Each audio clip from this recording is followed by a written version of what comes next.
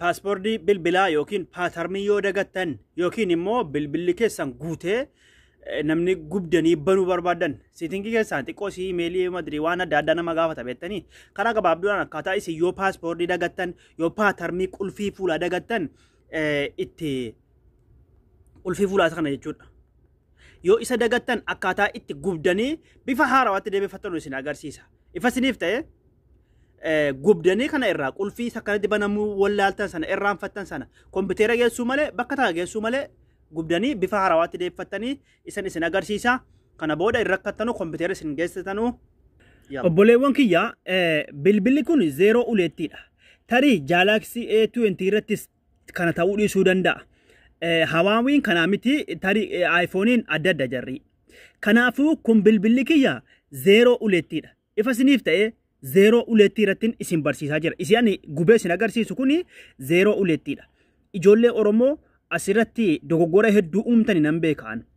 Bilbila kana dogoggora itti uumuu keessanirra viidiyoo kana ilaalaati namuma Oromoo nama waa qalbifatutti kenna. Amma namoonni hedduun yeroo hedduu waa hubachuu dadhabuu isaaniitiif iyyee bilbila konna jalaa bade jedhu kun garuu rakkoon ana bira osoo hin taane rakkoo sammuu keessaniiti. Har'a immoo waan waastaappiin qabaa asirraa waastaappii lamaan qabaa kunoo argaa jirtan hunduu tiktookii jira sagalee waraabdu waa hunda jira miti amma gubeen isin agarsiisa gaalaarii kiyya keessa galee isin agarsiisa. Gaalaarii keessaa kunoo hangaasaa jira argaattanii hangaasaa fi abiyyii jira xayyib gadda barfatee immoo kunoo woboo jira jechuudha. Ifa isiniif ta'e amma kan culluftinuu irraa bada qulfii kiyya qollofee isin agarsiisa. Amma qulfii kiyya amma hin beeku an. Qulfii kana hin beeku amma an. Hin beeku an. Amma hin beeku la nan guba yoon fedhe akkan fedhe itti gubuu nan danda'a kun gubatu yoon fedhe nan guba argaattanii miti yoon fedhe akka fedhe itti gubuu nan danda'a yoo gubates rakkoon qabu. Maaliif kompiitera geeffame birrii guddaadhaan banama namoonni tokko birrii hedduudhaan banatanii nan beeka'anii la osoo sanan ta'in akkaataa isin kana gubdanu isin agarsiisa. Tarii yoo dogoggora kan daladdannu ta'e immoo booda anas komattanii ofii keessaniif sammuu xixiqqoo baattanii rakkachuurra namatti kennuu gaariidha. Koomentii wayinaan argate yeroo ijoollee tokko darbe. Asirratti qaallittiin isin haasoftu isinitti banamuu dandeessi. Fakkeenyaaf amma qaallittii tokko yoon banee isin agarsiise amma fakkeenyaaf mee banee isin agarsiisa wayyaa. Fakkeenyaaf system swipe with screen off. Kun kan isinitti banamuu danda'a asirratti la. Dura dursee isinitti hima. Asirratti isinitti banamuu dandeessi wanti kun. L N U. Hanga isin nama rakkiftuun beektanii miti wanti kun. Isin yoo isin irratti banamte yoo wallaaluma keessanii dogoggora daladanii akkatti ofirratti bantanii si kana la. Yoo ofirratti bantanii qaalitti haasoftu bilbili goggogee hafa. Isin yoo ofirratti bantanii akka carraa wallaaltanii jechuudha. Isa sagalee ol qabuuf isa sagalee gadi qabu cimsanii gadi qabdan kun akkanatti la bilbili boba'aara miti amma akka cimsanii gadi qabdan 7:32 AM. Obsa two back off jettee jirti isii cufeen jira amma ofirraan amma paaspoortiin isin akkaataa irraa cuftanu isin agarsiisa qulfii akkaataa banattanu jechuudha. Tu kompiitera tokkoon geessin yoo bilbilli isiniif galuu dide yoo wanni kun isiniif galuu dide nama yookiin nama ollaa keessanii yookiin immoo nama mana arabaa ta'e arabatti kennadhaa malee bilbila na duraa bade jettanii ammoo dogoggora keessa galtanii akka hin boonye Oromoon waa hedduu hubannaan qabanu. Amma ijoolleen Amaaraa yeroon barsiisu kan afaan Oromoo hin beekne zimmee irratti wallaahi hedduu isaanii beekani waan hojjedhu kan afaan Oromoo hin beekne jechuudha. Akkuma haa isaan agarsiisu waa hunda sirreeffatani. Oromoon immoo xiqqoo rakkoo qaba. Ijatti walitti himuu wayyaa. A20 miti kun A0 uleettiidha. Hubadhaa akka bilbila keessan yoo ni dide yaani ana kommenti barreessanii dhiiftanii yaani dantaan qabu bas booduma rakkoo akka hincanna qabne isinii jechuu isiniif jecha malee amma qulfii kana hin beeku amma sun cufuu jedhe bilbila kana mee cufuufan miti hin cufamu amma maaliif hin cufamu qollofeen jira hin cufamuu hin danda'u jechuudha qollofeen jira waan ta'e jennaan baay'ee asirratti bilbilli waa sadi qaba tokko lama sadi qaba isin kun lamaan oliin kun walitti jirti isin gadi kun qommaa jirti isin gadi kun iskiriinii cufti akkanatti hin banti akkanatti cufti hin banti bilbila cufti hin banti inni olii kun immoo tokko sagalee ol qaba tokko sagalee gadi qaba wal hubannee ammagaa gubee isin agarsiisuufan amma gubuufani ammagaa asirra sadan kana bakka takkatti akkanatti iskiriinii keessan boba'aa jira miti sadan saa bakka takkatti jechuudha bakka takkatti akkanatti gacce gootanii qabdani hanga kamitti sadan saa bakka takkatti amma naa hubadhala sadan saa bakka takkatti qubni koo tokko lama sadi sadan saa bakka takkatti jechuudha. Utuu oli gadi sosoibba sadan saa bakka takkatti maal qabdan gacci godhee qabne tokko lama sadii eegan qabeen jiraam. Akkana fideera miti hin cufata bilbilli eegaa amma hin cufata bilbilli. Gizeen hin cufate eegaa amma gizeen hin cufate eegaa isii walakkaa irraa kaaftan harka isii walakkaa kaaseen jira amma isa xarafaa gadiitiif olii qofa malee isii walakkaa kaaseen jira. Akkanumatti qabdanii eeddani hanga inni maal fidutti hanga inni bakka gubanu fidutti amma kaalas amma harka irraa fuutani. Kana fidee jira laamma agartanii kana fidee jira bilbilli. Gizee inni akkanatti fidee maal gootanii isii sagalee gadi qabdu kunoo isii sagalee gadi qabdu kan argattanii isii sagalee gadi qabduun isii sagalee gadi qabdu la akkana gootani ammas akkasuma gootani ammas akkasuma gootani ammallee diimaa isiniin fide la ammas isii sagalee gadi qabdu kana akka gootani diimaa isinii fideera amma daataa irra gaheera bakka daataa jedhu gaheera warroon dubbifamuu beektan dubbiftanii bakka dubbifamuu hin beekne immoo daataa godhee kee kunoo wanna qaxxaamurtuu gadi qaxxaamuree jira. Diimaan achirratti malee jiru gizee achirra gahee diimaa bobeessa humti nagee kattanuun la amma yoo ol deemsisu jettani isa sagalee ol qabuuf sagalee gadi qabuun deemsisan amma callamate deemsiftani amma diimaarra gahute diimaarra gahee jira diimaa isinitti bobeesseera miti asirratti maal gootan isa iswiichii kana isa gadii kanaan jechuudha isa sagalee isa cufu kanaan isa jira kana lama isa sagalee ol qabuuf gadi qabu miti isa gadii kana isa kanaanii jechuudha isa gadii kanaanii akkana irratti rukuttani akkanatti cufideera miti ammoo isii sagalee gadi qabduun isii sagalee gadi qabdu sii olii isiidhaan iyyee akkana gad dabarsitani kunoo sida kaansiliira jira miti isa olii kanarra jira miti kaansiliira jira miti isii gadi kanatti dabarsitani maaliif asirratti riisitii kan godhu baqa asirratti gubata jechuudha sila asirra jira miti isii gadi kanatti fiddani ifa siniif ta'e wal hubannee baay'ee amma isii gadi kanatti fiddaniittu okkee maaliitti gootani kunoo isa iskiriinii cufee deebisu isuma bilbilee cufee deebisuun okkee irratti gootani amma bilbiliin gubata okkee irratti godha bilbillee amma gubataa jira bakka eegaa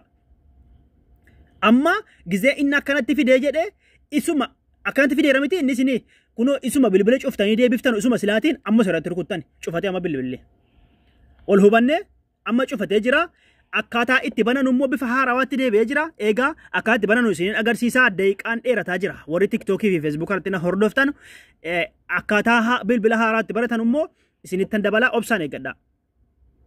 Amma banamaa jira jechuudha.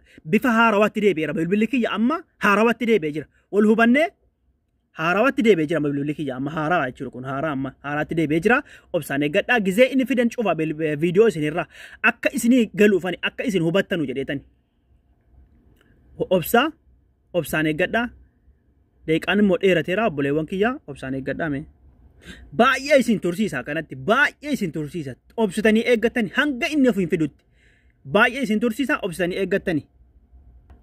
Kunoo akkanatti isiniif dagaalaa kunoo akkanatti lakkaa'aa jira. Amma gaa akkatti fidaa jira jechuudha. Akka haarawaatti deebi'aa jira amma. Yaa warri tiktookiitiif feesbuukaa daqiiqaa yoo dheerate viidiyoon kun namarraa hin deemu ni beektanii. Yuutuubii Riyoo Shaafii jalatti kottaa daawwadhaa. Yaani akkatti banatan warri banachuu immoo beektanu bilbila haaraa bittanii warri banachuu immoo beektanu rakkoon hin jiru. Warri banachuu hin beekneef amma bilbilli kiyya bifa haarawaatti deebi'eera sana qofa ilaaltanii haalaas bifa gaafa bittan akkanatti bittan miti bilbila akkanatti deebi'eera warri feesbuukaatii fi tiktookii piroofaayilii gaxxuqaatti Riyoo Shaafii jalatti akkaataa kana banatan immoo na agarsiisa kottaa achitti ilaalaa kun akka haaraatti deebi'eera itti fufna amma baay'ee gizee inni akkanatti dhufe istaarti gootani. Istaarti gootanii walumaan eegnaa kana raayitii ima itti goggootanii rakkoon hin jiru hanga inni dakaa banamutti jechuudha raayitii itti gootanii dakatti ni kisti jechuun nuuf fideera miti ni kisti jechuun nuuf fideera amma gaa shabakaam namni gaafata garuu akkasiin dabarfachuu ni dandeessanii warra haarawaa bittaniifis kunis warra haarawaa bittaniif gaariidha warra haaraa bittan akkanatti dhufa sana booda akkanatti ni kisti gootanii. Yoo wanta kana raayitii ittiin goone ni kisti isiniin fidu amma ni kisti goona jechuudha obsaan eeggadhaa ni kisti goona amma. Asirratti waayifiidhaan akka banatan nu gaafata garuu iskiip jechuu nuuf fidee jira asitti mul'ata miti iskiip jechuu fidee jira isin immoo iskiip rukuttani obsaan eeggadhaa iskiip obsaan eeggadhaa waayifaayi gaafataa jira asitti yoo achitti mee daataa naaf habana shabakaan naaf habanamu obsaan kunoo iskiippi godhee na dabarsaa jira insha Allah mee yoo na dabarsee walumaan laallaa yoo diddes immoo waayifii itti baneetan isin agarsiisaan. Interneta barbaada garuu in dabarsa interneta malee ni dabarsa yoo inni interneta barbaades itti baneetan isin agarsiisa rakkoon qabu interneta itti banatanii banachuu hin dandeessani wal hubanna miti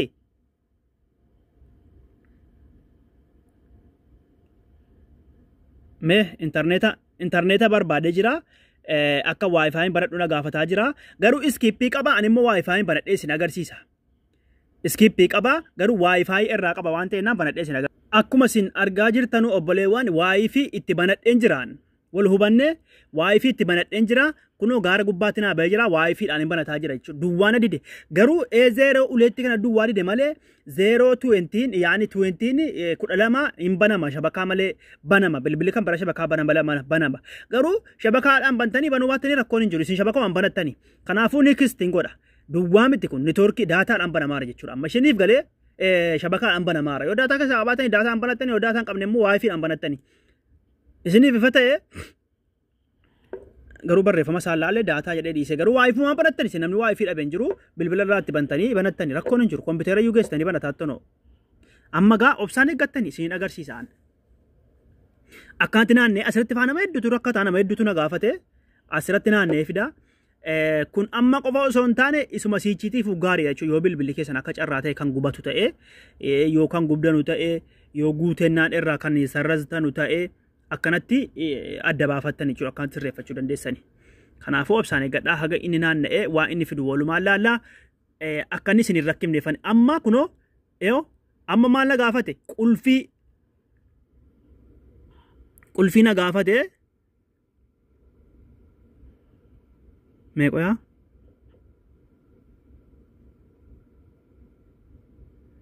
mee obsaan eeggadhaa haga inni sokondii kana lakkaa'ee fidutti itti eeggattani qulfii itti aguma feetan itti guutatanii obsaan eeggattan akkuma argaa jirtanu banamaa jira jechuudha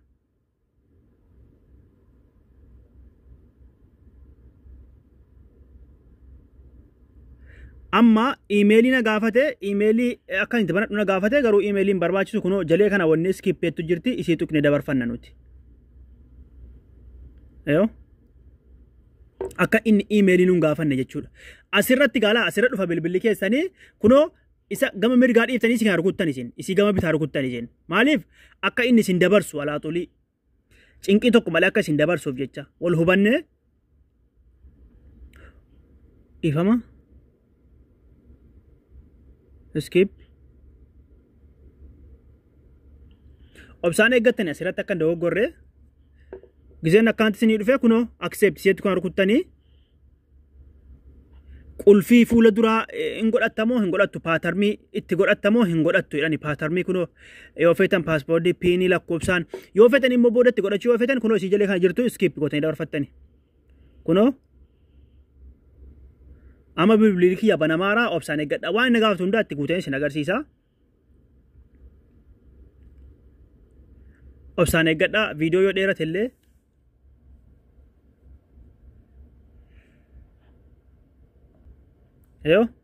eeggadhaa waan inni fidu mee walumaan laallaa tarii bilbilli garaagarummaa qabaachuu danda'a A0 uleetti irratti isin agarsiisaara laan A0 uleetti irratti bilbilli keessa yoo kanaan garaagara ta'es kana fiduu danda'a kanaafuu nikisti gootan asirratti dhuftanii nikisti isin gaafatan nikisti gootani mee ammas waan inni fidu walumaan laalla